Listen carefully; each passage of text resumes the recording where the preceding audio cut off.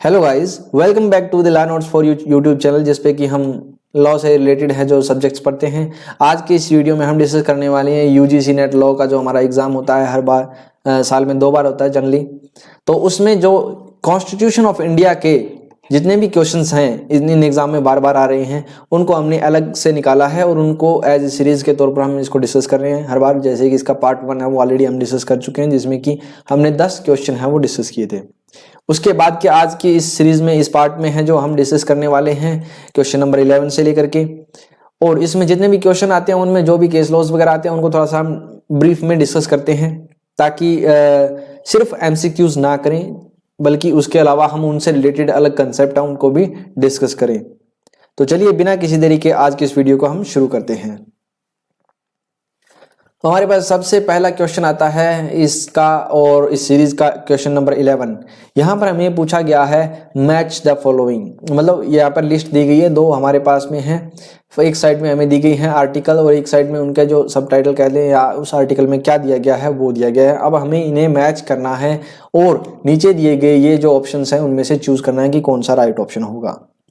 तो लिस्ट 1 में हमारे पास में ए है। ए में क्या कहा गया है कि जो promotion of international peace and security है वो कौन सी आर्टिकल में दिया गया है, इसके रिगार्डिंग जो प्रोविजन है वो कौन सी आर्टिकल में दिए गए हैं।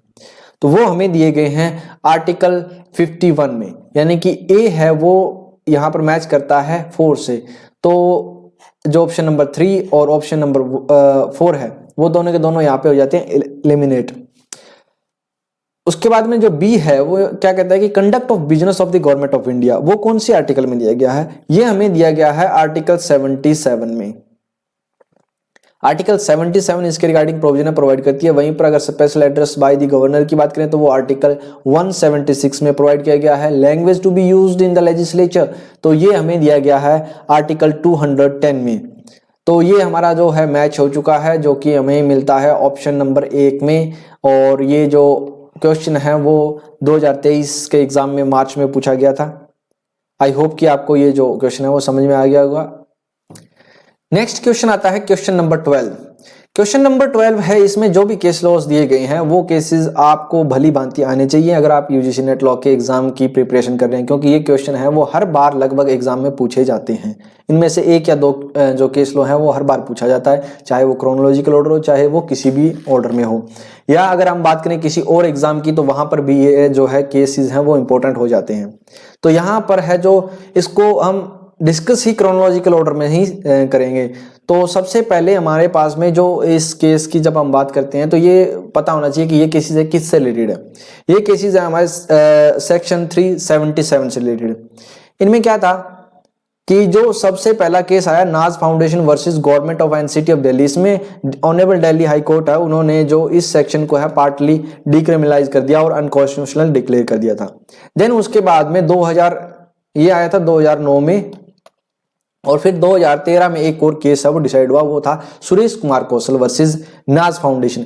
इस केस में क्या था कि जो दिल्ली हाई कोर्ट ने जजमेंट दी थी उसको इन्होंने ओवर रूल कर दिया और 377 को वापस एज इट इज कर दिया।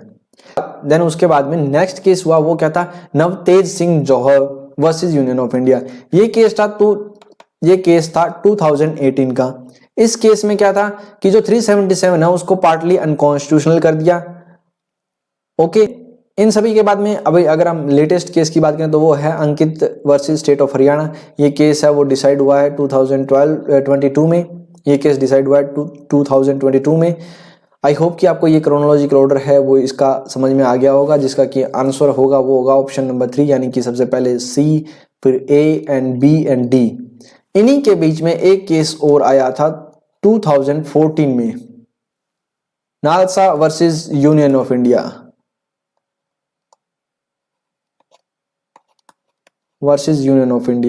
उसमें क्या है, थर्ड जेंडर को एक तरीके से एक रिकॉग्निशन मिल गई थी। आई होप कि आपको ये जो केसेस का क्रोनोलॉजिकल ऑर्डर है वो अब इजीली याद रहेगा, यानी कि सबसे पहले है जो डिक्रिमिनलाइज हुआ, अनकॉन्स्टिट्यूशनल हुआ, फिर अगेन उसको ओवररूल किया गया, फिर अगेन उसको अनकॉन्स्टिट्यूशनल आया, पार्टली वो किया गया था। ये पार्टली चल रहा है। नेक्स्ट क्वेश्चन है question number 13। Arrange the following cases in the chronological order old to new. जहां पर डेथ सेंटेंस है वो सुप्रीम कोर्ट के द्वारा अवॉर्ड की गई है। यहाँ पे हमारे पास में 5 केसेस हैं। तो ये जो सबसे पहला केस है अडिगा अनामा, ये स्टेट ऑफ आंध्र प्रदेश, इस केस में सुप्रीम कोर्ट ने इस केस में एक प्रिंसिपल ले डाउन किया। वो क्या है कि life imprisonment is a rule and death sentence और कैपिटल सेंटेंस हम इसको कह सकते हैं, दैट इज एक्सेप्शन, जो कि सर्टेन केसेस, कुछ एक रेयरेस्ट केसेस में हो सकती है। उसके बाद में नेक्स्ट केसेस है हमारे पास Bachan Singh versus state of Punjab. इस केस में सुप्रीम कोर्ट ने हेल्ड किया कि जो 302 है आईपीसी की वो कॉन्स्टिट्यूशनली वैलिड है एंड जो पेनल्टी है, डेथ पेनल्टी है, वो not amount to the murder, यानी कि वो यहाँ पे एज ए सेंटेंस के तौर पे देखी जाएगी, कोई मर्डर नहीं है। ओके, देन उसके बाद में आता है माची Singh versus state of Punjab, 1983 का केस है और इसमें भी डेथ सेंटेंस थी। और इस केस में सुप्रीम कोर्ट ने कुछ ऐसी गाइडलाइन आउटलाइन की थी कि कब डेथ सेंटेंस है वो इम्पोज की जानी चाहिए। देन उसके बाद में Vinay Sharma versus union of India 2020 का केस है, निर्भया गैंगरेप केस के नाम से इसको जाना जाता है। डेथ सेंटेंस इसमें दी गई थी। आई होप कि आप सभी इस केस के जो वेयर अबाउट्स हैं उनके बारे में जानते होंगे। नेक्स्ट आता है Shabnam Khan versus union of India 2015 का केस है। इस केस में एक वीमेन को डेथ सेंटेंस सुनाई गई थी। इस केस में क्या था कि जो ये शबनम खान है, इसने अपने लवर के साथ मिलकर के अपनी पूरी की पूरी फैमिली को किल कर दिया था, मर्डर कर दिया था। इवन कि यहाँ पे 10 मंथ का एक इसका नेफ्यू था, उसको भी इन्होंने किल कर दिया। तो ये केस में भी इसको डेथ सेंटेंस सुनाई गई थी। अगर हम इसके क्रोनोलॉजिकल ऑर्डर की बात करें तो वो होगा सबसे पहले आएगा इसमें ए। तो ए वाला कौन सा है? ऑप्शन नंबर 2 इसका राइट आंसर हो जाएगा, यानी कि 1974। देन उसके बाद में आ जाता है 1980, 83 एंड 15 और 20। आई होप कि आपको ये क्वेश्चन है वो समझ में आ गया। चलिए नेक्स्ट क्वेश्चन की तरफ चलते हैं। Question number 14। अगेन हमारे पास में एक बार फिर से एक क्रोनोलॉजिकल ऑर्डर में सेट करने के लिए कुछ केस लॉज हैं वो आ गए हैं सुप्रीम कोर्ट के द्वारा, कब कब डिसाइड हुए थे उनके अकॉर्डिंग हमें इनको सेट करना है। वही इसमें कुछ केसेस हैं जो हमने अभी अभी डिस्कस किए हैं, कुछ एक नए केसेस में ऐड हैं। तो चलिए इनको क्रोनोलॉजिकल ऑर्डर में सेट करते हैं। सबसे पहले आता है Navtej Singh Johar versus union of India. ये केस कब का है आपको पता ही है, 2018 का केस है। देन उसके बाद में आता है रूपा अशोकुरा वर्सेस अशोकुरा। ये केस है मैट्रिमोनियल डिस्कोर्ड से रिलेटेड है, फैमिली लॉ से रिलेटेड है, 2002 का केस है। उसके बाद में आता है Saira Bano versus union of India, famous case 2007 का केस है, ट्रिपल तलाक से रिलेटेड है। आई होप कि आपको ये क्लियर है। ट्रिपल तलाक को यहाँ पे अनकॉन्स्टिट्यूशनल डिक्लेयर कर दिया गया था by the majority of 3:2।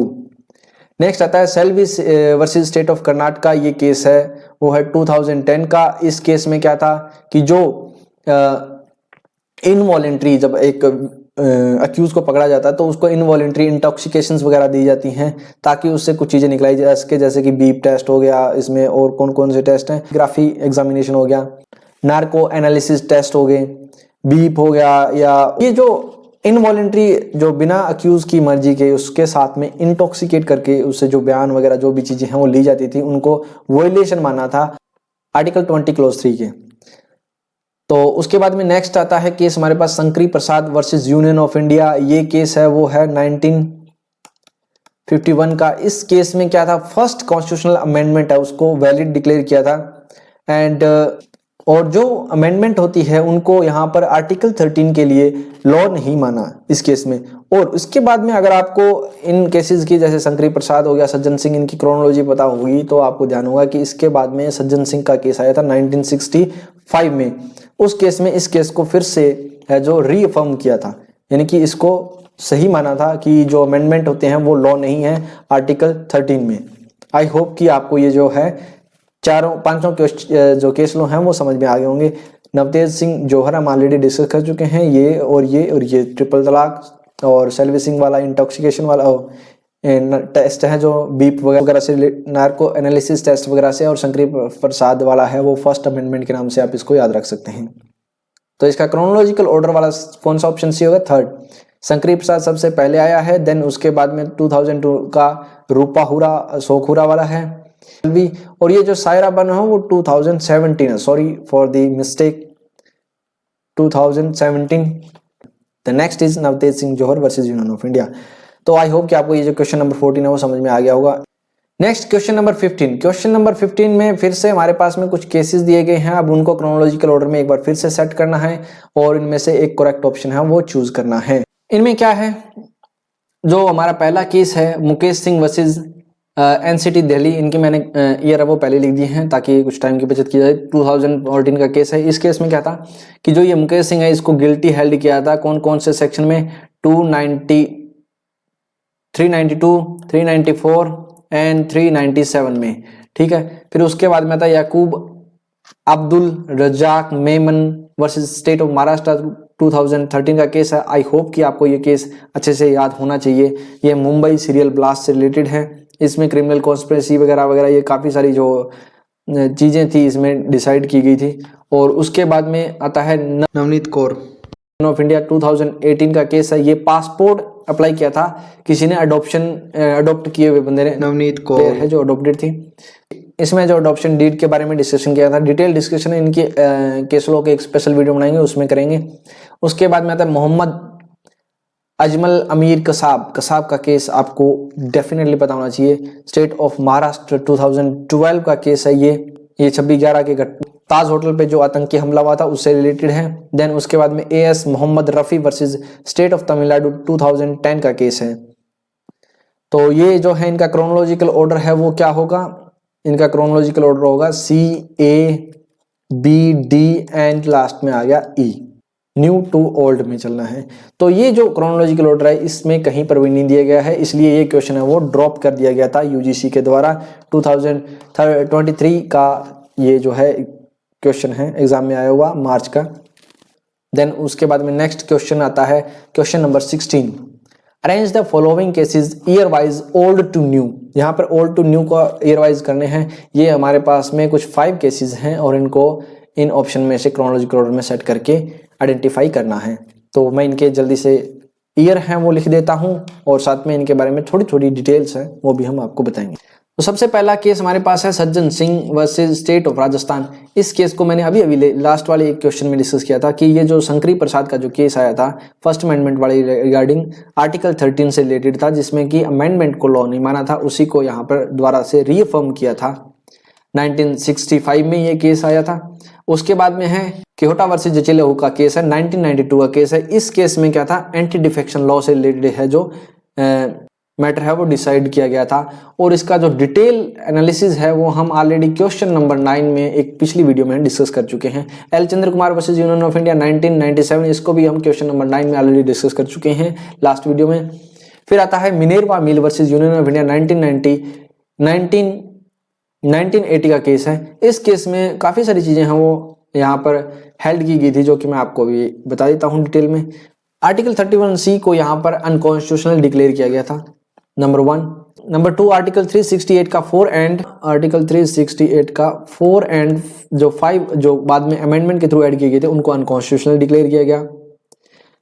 Number 3 पे क्या है कि इसमें कहा गया कि जो पार्लियामेंट है अपने आप को अनलिमिटेड पावर है जो कॉन्स्टिट्यूशन को अमेंड करके नहीं दे सकती। नंबर 4 पे इसमें क्या हेल्ड किया गया था कि जो बेसिक स्ट्रक्चर है उसको स्ट्रेंथन किया गया इस केस के अंदर। इन जो दो हमारे आर्टिकल्स थे 368 वाले उनको स्ट्रक डाउन करके। आई होप कि आपको मिनेर्वा मील वाला केस है वो याद आ गया होगा और समझ में भी आया होगा। इसको डिटेल में डिस्कशन केस लो इसका डिटेल डिस्कशन हम केस लो वाली वीडियो में करेंगे। नेक्स्ट आता है अजीज बसा वर्सेस यूनियन ऑफ इंडिया 1967 का केस है। और ये केस एक बार फिर से अभी अभी लेटेस्ट है जो न्यूज में आया था जब हमारे honourable chief justice DY Chandrachud जब रिटायर हुए थे। उन्होंने रिटायर होने से पहले जस्ट पहले जो है 8 नवंबर 2024 को जो ये जजमेंट है वो प्रोनाउंस किया था इसके रिगार्डिंग, जिसमें कि यहाँ पर AMU अली मुस्लिम यूनिवर्सिटी है उसको जो माइनॉरिटी का जो दर्जा पहले नहीं था उसके रिगार्डिंग दोबारा से जो गाइडलाइंस वगैरह हैं वो इशू की थी। तो आपको ये लेटेस्ट वाला भी ध्यान में रखना है, डेट नवंबर 8 2024 को दोबारा से इसके ऊपर आया जजमेंट। और ये पहले वाला इसमें क्या कहा गया था कि जो AMU है वो ना ही तो कभी इस्टेब्लिश की गई है और ना ही कभी मेंटेन की गई है किसी मुस्लिम माइनॉरिटी के द्वारा, तो इसलिए हम इसको मुस्लिम माइनॉरिटी स्टेटस है वो नहीं दे सकते। ये था इस केस में डिसाइड हुआ। आई होप कि आपको ये जो केसीज का ब्रीफ है वो समझ में आ गया होगा। अगर किसी भी तरह का कोई डाउट रह जाता है तो नीचे कमेंट कर सकते हैं, वहां पे आपको मैं उसका रिप्लाई कर दूंगा। तो इसका राइट आंसर है वो हो गया ऑप्शन नंबर 4, यानी कि सबसे पहले आया सज्जन सिंह, देन आया अजीज बसान, देन आया उसके बाद में मिनेरवा मील, देन उसके बाद में है किहोटा, ओ सॉरी बी, देन लास्ट में है एल चंद्र कुमार।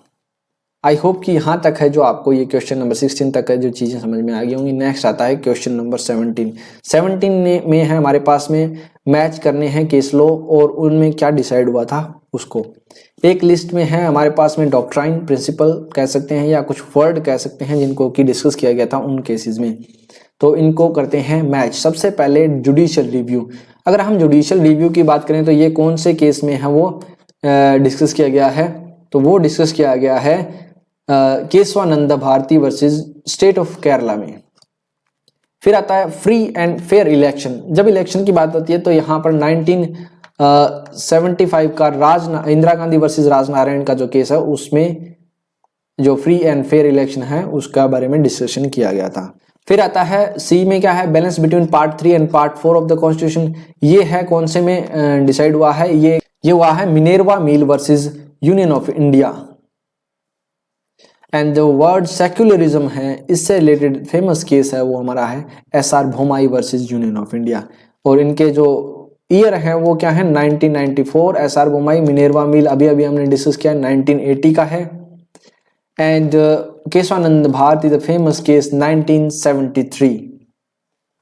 इनके ईयर याद रखना बहुत जरूरी है यूजीसी नेट लॉ के एग्जाम के पॉइंट ऑफ व्यू से, क्योंकि यहाँ पे क्रोनोलॉजिकल ऑर्डर आपने देखा है 2023 में कितने क्वेश्चन है वो क्रोनोलॉजिकल ऑर्डर में सेट करने के लिए। ये 2022 का था, अक्टूबर में आया हुआ। नेक्स्ट क्वेश्चन आता है क्वेश्चन नंबर 18, यहाँ पर क्या कहा गया है कि ओनली जो एक डेलीगेटेड लेजिस्लेशन है वो कैन बी गिवन किसको, prospective effect only, retrospective both, या फिर इफेक्ट एज द कोर्ट में बी डिसाइड। तो इसमें से राइट ऑप्शन होगा option number A, prospective effect only. Now the next question is arrange the following cases chronological starting from the earlier. दोबारा से हमारे पास में जो केसेस हैं वही जो हमने 2023 के जो मार्च के एग्जाम में डिस्कस किए थे लास्ट किसी क्वेश्चन में, सेम क्वेश्चन 2022 में भी आया हुआ, ये 2022 आई थिंक होगा लास्ट में आएगा। तो ये जो केसेस है हम ऑलरेडी वैसे भी डिस्कस कर चुके हैं, लेकिन एक बार फिर से मैं इसको बता देता हूँ थोड़ा सा का। नासा है जो नेशनल लीगल अथॉरिटी वाला, ये है 2014 का थर्ड जेंडर के बारे में, और नाज फाउंडेशन 377 कब का है ये 2009 का, नवतेज सिंह जौहर 2018 377 से ही रिलेटेड है ये, और ये है कौशल कुमार 2013, यानी कि सबसे पहले नाज फाउंडेशन, कौशल, फिर ये नहीं फिर ये जो है इस तरीके से इनकी क्रोनोलॉजी आती है। और ये जो क्या है case Navtej Singh Johar and Suresh Kumar Koushal were decided in the same year में नहीं है, आपके सामने है, तो ये क्या होगा रॉन्ग हो जाएगा, तो ये इसमें तो ये किसी भी ऑप्शन में नहीं आएगा। तो इसका राइट ऑप्शन है वो कौन सा होगा, ऑप्शन नंबर 3 होगा, यानी कि बी, डी, ए और सी। और 2022 अक्टूबर में ये क्वेश्चन है वो पूछा गया है। नेक्स्ट क्वेश्चन आता है क्वेश्चन नंबर 20, यहाँ पे जो डॉक्ट्राइन है res ipsa loquitur was applied by the supreme court in, कौन से केस में है वो अप्लाई किया गया था। हमारे पास में 4 केसेस हैं, 4 ऑप्शन है। Alka versus union of India कब का डिसाइडेड केस है ये केस है 2020 का, सिविल डेथ से रिलेटेड है। फिर आता है Asaram versus municipal corporation of Delhi, ये कब का है 1994 का। फिर आता है municipal corporation of Delhi versus सौभाग्यवती, ये है जो केस है 1966 का। इसका एक इंटरेस्टिंग आपको याद करने का चीजें बताते हैं, ये एक क्लॉक टावर चांदनी चौक में था, उसकी घड़ी की जो सुई है वो गिर गई थी, किसी वजह से मेंटेनेंस वहां पे नहीं हुई थी प्रॉपर, तो वहां पर नेग्लिजेंस से रिलेटेड ये केस है। एक्चुअली ये क्वेश्चन ही कंप्लीटली टॉर्च से रिलेटेड है, बाय मिस्टेक यहाँ पे ऐड कर दिया गया है, तो ये इसमें नेग्लिजेंस से रिलेटेड है। और इसी में है जो रेस इप्सा लिक्विटर का डॉक्ट्राइन है वो हेल्ड किया गया था। Next Jasbir Kaur versus state of Punjab है, ये कब का केस है, ये है 1995 का। यहाँ पर मेडिकल नेग्लिजेंस के बारे में बात की गई है। आई होप कि आपको यहाँ तक का जो क्वेश्चन है वो समझ में आ गया होगा। थर्ड इसका राइट ऑप्शन होगा। तो ये थे आज के हमारे नेक्स्ट 10 क्वेश्चंस, जो कि हमने ब्रीफ कहें या डिटेल कहें काफ़ी सारे केस लो होने की वजह से ये वीडियो है जो लेंथी हो गई है, तो इसमें आज हम 10 क्वेश्चन ही डिस्कस करेंगे। आई होप कि आपको ये वीडियो इंटरेस्टिंग लगी होगी। अगर इंटरेस्टिंग लगी है, ऐसी ही वीडियो और चाहते हैं, तो नीचे कमेंट सेक्शन में अपने सुझाव, फीडबैक वगैरह जरूर दें और इस चैनल को सब्सक्राइब कर लें ऐसी ही और वीडियो पाने के लिए। Thanks for watching, keep learning, keep growing.